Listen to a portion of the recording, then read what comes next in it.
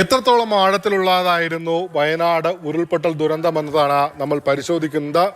ഈ കാണുന്ന ദൃശ്യം അപകടത്തിന് ശേഷമുള്ളത്, ഈ വരയ്ക്ക് മുകളിൽ കാണുന്നത്, വരയ്ക്ക് താഴെ കാണുന്നത് അപകടത്തിന് മുമ്പുള്ള ദൃശ്യം. ഒരു മല ഒന്നാകെ ഇടിഞ്ഞ് താഴേക്ക് വരുന്നതാണ് ഈ ദൃശ്യങ്ങൾ കാണുന്നത്.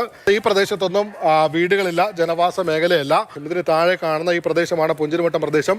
ഇതിന് മുകളിൽ ഈ അപകടത്തിന് ശേഷമുള്ള ഈ ഉരുളിൻ്റെ ദൃശ്യങ്ങളാണ് ഈ കാണുന്നത്. ഇതിന് താഴെ ഇവിടെ കെട്ടിടങ്ങളൊക്കെ അടയാളപ്പെടുത്തിയിരിക്കുന്നത് കാണാം. ആ കെട്ടിടങ്ങൾ ഇങ്ങനെ ഓരോന്നോരോന്നായി തകർന്ന് മണ്ണിനടിയിലേക്ക് പോകുന്നതാണ് ഈ മുകളിലേക്ക് നമ്മൾ ഈ സാറ്റലൈറ്റ് ഇമേജുകൾ മാറ്റുമ്പോൾ കാണുന്നത്. ഈ മേഖല ഇവിടെ ഇത്രയും വീടുകളുള്ള ഒരു പ്രദേശമാണ്. ഈ പ്രദേശത്തിന് പിന്നീട് എന്ത് സംഭവിക്കുന്നുവെന്നാണ് ഇനി നമ്മൾ നോക്കാൻ പോകുന്നത്. ഈ മേഖലകളിലെ വീടുകളെല്ലാം തന്നെ മണ്ണിനടിയിലേക്ക് പോകുന്നതാണ് ഈ കാണുന്നത്. ഇനി അടുത്തത് മുണ്ടക്കൈ എന്ന പ്രദേശമാണ്. മുണ്ടക്കൈയിലെ പോസ്റ്റ് ഓഫീസാണ് ഈ കാണുന്നത്. ആ പോസ്റ്റ് ഓഫീസിന് എന്ത് സംഭവിക്കുന്നു എന്ന് ചോദിച്ചാൽ ഇങ്ങനെ ആ പോസ്റ്റ് ഓഫീസ് മാറും. ഇനി ചൂരൽമലയിലേക്കാണ് പോകുന്നത്. ചൂരൽമലയിലേക്ക് പോകുന്ന സമയത്ത് ഇവിടെ ഉണ്ടായിരിക്കുന്ന നാശനഷ്ടം എന്ന് പറയുന്നത് 77 വീടുകളാണ്. 77 വീടുകൾ പൂർണ്ണമായും മണ്ണിനടിയിലായ വീടുകളുടെ കണക്കാണ് 77. നോക്കാൻ പോകുന്നത് വെള്ളാർമല സ്കൂളാണ്. വെള്ളാറിനോട് ചേർന്ന ഒരു അരുവി പോലെ ഒഴുകിയിരുന്ന പുഴയാണ്.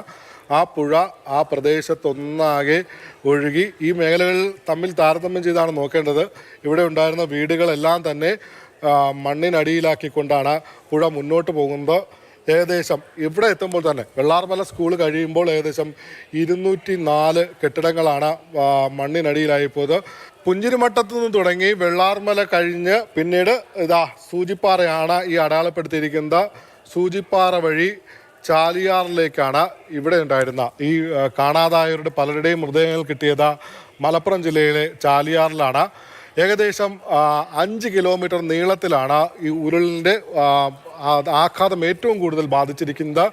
ഇത് എത്ര വലിപ്പമെന്ന് ചോദിച്ചാൽ 140 ഫുട്ബോൾ കോർട്ടിൻ്റെ വലിപ്പമുണ്ടാകും ഈ ഇറങ്ങിയിരിക്കുന്ന ഈ വലിയ ഉരുളിന്.